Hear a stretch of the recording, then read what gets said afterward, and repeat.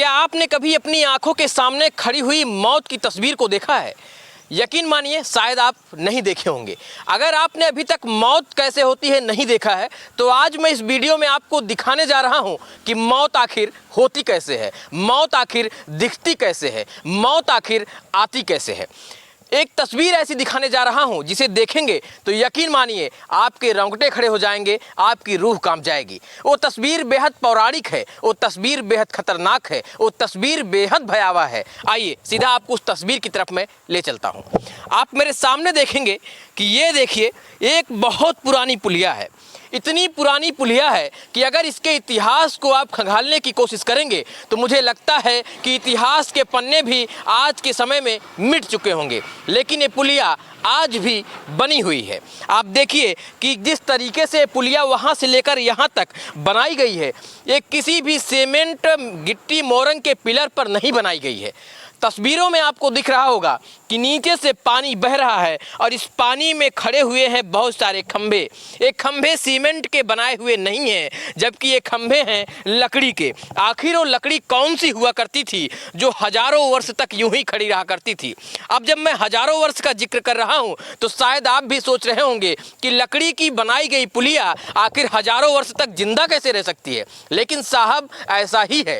ये तस्वीरें हैं अम्बेडकर नगर के सरवण क्षेत्र की, जहां मैं खड़ा हूं। इस स्थान का एक बेहद महत्व भी है। वो क्या महत्व है मैं लास्ट में बताऊंगा, लेकिन उसके पहले आप देखिए कि ये तस्वीर आखिर क्या कुछ बयां कर रही है। आप देखिए सामने लकड़ी के कई खंभे खड़े किए गए हैं जो तस्वीरों में आपको साफ दिख रहा होगा। ये लकड़ी के खंभे आज जर्जर हो चुके हैं, लेकिन इसके बावजूद भी इन्होंने अपनी सांसें नहीं तोड़ी है, इसके बावजूद भी इन्होंने अपना दम नहीं तोड़ा है और आज भी इस पानी के बहाव को झेलते हुए ये लकड़ी के जो खंभे हैं इस पुल को थामे हुए हैं। वो अलग बात है कि सालों वर्ष पुराना ये पुल हो गया है, जिसकी वजह से ये पूर्णतः जर्जर है, लेकिन आज भी ये अस्तित्व में है। आप देखिए कि जब आज के जो पुल और ब्रिज जो बनाए जा रहे हैं सड़कों पर, उनमें बाकायदा कंक्रीट डाला जाता है, सीके डाले जाते हैं, मजबूत सीमेंट डाली जाती है और इसके बावजूद भी जब पानी का बहाव आता है तो वो बह जाते हैं। लेकिन हजारों वर्ष तक ये लकड़ी का पुल आखिर जिंदा कैसे रहा, ये अपने आप में किसी चमत्कार से कम नहीं है। अगर कोई भी दर्शक इस बात को जानते हो कि ये जो लकड़ी के पुल बनाए जाते थे इसमें किस लकड़ी का इस्तेमाल किया जाता था, तो कृपया करके मुझे भी ये जानकारी जरूर उपलब्ध कराइएगा और लोगों तक पहुंचाइएगा। इस वीडियो को भी शेयर करिएगा। आप देखिए कि मैं जहां खड़ा हूं इसके बाद से पुल भरभरा कर नीचे बैठ चुका है। आप देखेंगे बीच का कनेक्शन टूट गया है, लेकिन अभी भी ये पुल जिंदा है।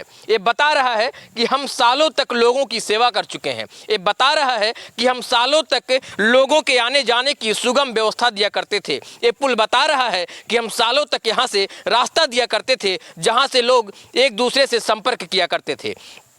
आप देखिए कि किस तरीके से लकड़ी का पुल है, जो ज़रा सा आप थोड़ा सा और करीब आकर दिखाइए, क्योंकि मुझे भी डर लग रहा है, मैं और ज़्यादा करीब नहीं जाना चाहता हूं। लेकिन आप देखिए कि किस तरीके से बैठ गया है और यहाँ से लेकर वहाँ तक, हालांकि जीर्ण शीर्ण है, लेकिन आज भी इसे आप देखकर अंदाज़ा लगा सकते हैं कि सालों वर्ष तक इस पुल ने आपकी सेवा की है। इस स्थान का एक विशेष महत्व भी है। ये पुल जहाँ है, ये पुल जहाँ बनाया गया था, अगर इस स्थान का मैं जिक्र करूँगा तो यकीन मानिए आप भी अपने आप को धन्य महसूस करेंगे इस स्थान पर आकर। आप सोच रहे होंगे कि चारों तरफ ये जंगल झाड़ियां हैं, एक भयावह खौफनाक मंजर यहां दिख रहा है, यहां बेहद खौफनाक तस्वीरें कैमरे में आपको दिख रही हैं, तो आखिर इस स्थान पर आने पर आप अपने आप को धन्य कैसे महसूस करेंगे? ये अपने आप में जो सवाल आपका पैदा हो रहा है मन में, वाकई में बहुत जायज़ है, बहुत जेन्युइन है। लेकिन उस मैं आपके धन्य होने की कहानी भी इस स्थान की बताऊंगा।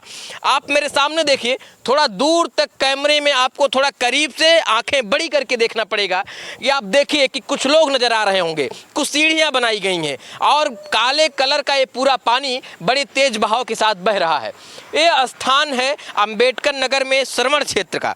सरवण क्षेत्र नाम से ही स्पष्ट हो रहा है कि यहाँ श्रवण नाम के किसी व्यक्ति के ऊपर ये क्षेत्र का नाम पड़ा होगा। अब मैं आपको जोड़ता हूँ, इस पूरी कहानी को बताने की कोशिश करता हूँ। ये जो आप स्थान देख रहे हैं जहाँ पर वो सीढ़ियाँ बनाई गई हैं, ऐसा बताया जाता है कि इन सीढ़ियों पर ही कभी श्रवण, जिनको भगवान श्री राम के पिता ने शब्दवेदी बाण मारा था और उनके शब्दवेदी बाण के लगते ही श्रवण कुमार की जान चली गई थी। शायद ये वही स्थान है जिस स्थान को, इसी स्थान को मान्यता दी गई है कि यहाँ पर भगवान श्री राम के पिता शिकार करने आते थे। यहाँ से अयोध्या 40 से 45 किलोमीटर दूर पड़ता है और वहाँ से शिकार करने आते थे भगवान श्री राम के पिता राजा दशरथ। और राजा दशरथ उस वक्त शिकार करने आए थे जब यहाँ पर श्रवण अपने अंधे माता पिता को लेकर आए थे और उन्हें जब प्यास लगी तो प्यास बुझाने के लिए, अपने माता पिता की प्यास बुझाने के लिए श्रवण कुमार घड़े को उठाते हैं। और ये जो आप नदी का किनारा देख रहे हैं, जरा उस किनारे को दिखाइए, बेहद महत्वपूर्ण स्थान है।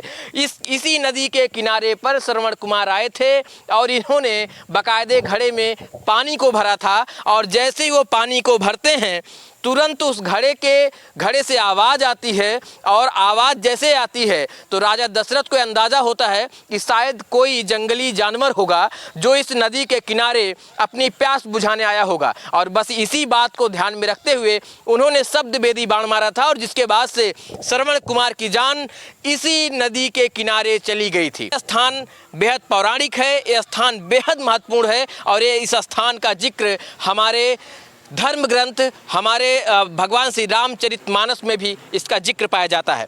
दो तस्वीरें मैं आपको एक साथ दिखाया हूँ। एक तस्वीरें दिखाया हूँ जो पुरानी ये पुल बनाई गई थी, इसकी तस्वीरें बेहद भयावह आपको कैमरे में दिख रही होंगी, लेकिन इसका भी महत्व मैंने आपको समझाया। साथ ये भी समझाया कि ये पुल जहाँ बनाया गया था वो स्थान, वो जंगल झाड़ियाँ, वो भयावह मंजर, वो भयावह तस्वीर आखिर कितना महत्वपूर्ण है हमारे हिंदू धर्म के लिए, वो भी मैं आपको बताने की कोशिश कर रहा हूँ। अब इस पूरे वीडियो के बारे में आप क्या सोचते हैं, अपनी राय हमें कमेंट बॉक्स में दीजिएगा और ये जानकारी आपको कैसी लगी वो भी हमें बताइए। और हाँ, इस वीडियो को और आगे तक पहुंचाइए जिससे इस जानकारी को और भी लोग समझ पाएँ, जान पाएँ और भी लोग यहाँ आ पाएँ और देखें कि किस तरीके से भगवान श्री राम से जुड़े हुए आज भी तथ्य मौजूद हैं।